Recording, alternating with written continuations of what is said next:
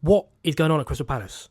I feel like they won the FA Cup, and then over the summer window and through this season into the January window, they've just been in an utter meltdown.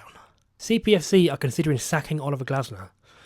With the decision likely today, Glasner's comments yesterday that he and the squad felt abandoned by the board could be the final straw.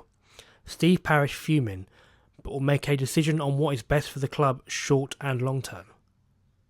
I mean, the short term, what's best for Palace is keeping Glasner as manager. Long term, he's probably going to leave because he's out of contract, but in the short term, he is the best option. And frankly, I completely agree with what he's saying. The Palace board have sold his two best players really out from underneath him. Eze was probably always coming, but they could have done it much earlier in the summer than they did. You know, I felt they could have pushed that a lot harder. And Gahey being sold, a day before a game? I understand why Glasner's pissed off. They've not exactly brought in reinforcements prior to selling Eze or prior to selling Gahey. I get what he's saying. That leads us to this. I think Glasner is really kind of a similar shade to what Spurs had in Conte. You know, a better version of Frank. I mean, high press, direct football, counter-attacking, not particularly entertaining but quite effective.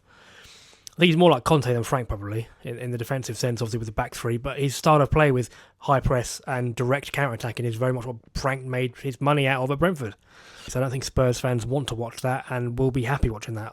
It might be initially new manager bounce, but 6 months, 9 months, a year in, it'll probably start to grow a bit thin. We probably end up with Glasner, and I just think it will end up being a car crash again, because I also feel like it doesn't matter who they put in charge, it's going to end up being a car crash anyway, as long as Enoch are in charge.